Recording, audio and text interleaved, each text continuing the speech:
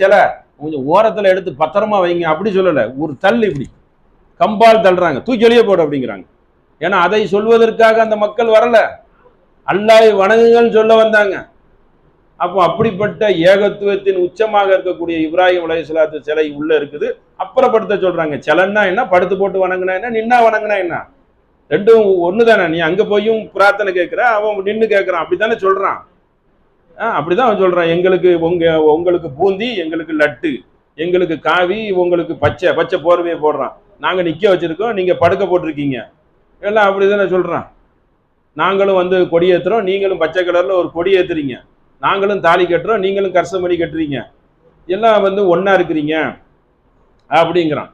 நாங்களும் பிரசாதம் கொடுக்குறோம், நீங்களும் ஒரு ஒரு சரத்து மாதிரி ஒரு நேச்சை கொடுக்குறீங்க.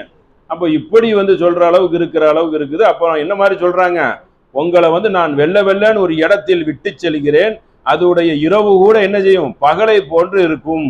யார் ஒருவர் எனக்கு பிறகு அதை விட்டு போகிறார்களோ ஓ ஹலக்க, அவர் வழி தவறி விட்டார் அப்படின்னு நபி ஸல்லல்லாஹு அலைஹி வஸல்லம் சொல்றாங்க. யாரு நபி இந்த மாதிரி சொன்ன பாதையை விட்டு யாரு வழி தவறி போகிறார்களோ அவருடைய நிலைமை என்ன, அவர் கதை முடிஞ்சு போச்சு, அவர் வழி தவறிட்டாரு, அவர் நேரான வழியில் இல்லை என்று நபி ஸல்லல்லாஹு அலைஹி வஸல்லம் சொல்றாங்க. இதெல்லாம் அந்த இவ்வளவு விஷயங்கள் நம்ம சொல்லி இருக்கிறோம், சாதாரண விஷயம் இல்லை. ஏன்னா சிகரை கொண்டுட்டு வருவாங்க.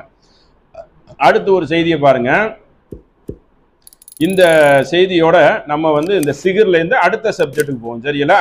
இதுதான் முக்கியமானது, சரிங்களா? இதை சொல்லி நம்ம முடிவு பெறணும். இது இல்லாம சிகரை தூக்கி பிடிக்கவே மாட்டாங்க. இதுதான் சிகருடைய மைய புள்ளியே தான் குர்ஆன் வசனம், சரிங்களா? இதை தான் மெயினா வைப்பாங்க. இதோடைய வசனத்தை நல்ல கேளுங்க, சரிங்களா? இதைத்தான் கொண்டு வருவோம். அழகா அதை படிச்சு உங்களுக்கு காட்டுறேன். வத்தபவு மா தத்துலு ஷயாத்தீனி அலா முல்கி சுலைமான், சுலைமானுடைய ஆட்சி காலத்தில் இவர்கள் பின்பற்றினார்கள். யாரு? சைத்தான்கள். எதை பின்பற்றினார்கள் தெரியுமா? அலா முல்கி சுலைமான் வமா கஃபர சுலைமான், சுலைமான் நிராகரிக்கவில்லை. சுலைமான் காஃபிர் கிடையாது, இந்த சைத்தான் தான் காஃபிர். வலாக்கின்னி சைத்தான், சைத்தான்னா நம்மளை கெடுக்கிறான அந்த சைத்தான் கிடையாது. இந்த சிகரை கற்றுக் கொடுக்க 2 பேர் வர்றாங்க, அவங்க பேர் தான் ஹாரூத் மாரூத். அந்த 2 பேரை அவங்க மலக்குன்றுவாங்க, அல்லாஹ் தான் அனுப்பியிருக்கான்னு சொல்லி இந்த சிகரை சப்போர்ட் பண்றதுக்கு. இதை தான் நீங்க கவனமா கேட்டுக்கிறணும். பகராவில் 102வது வசனம்.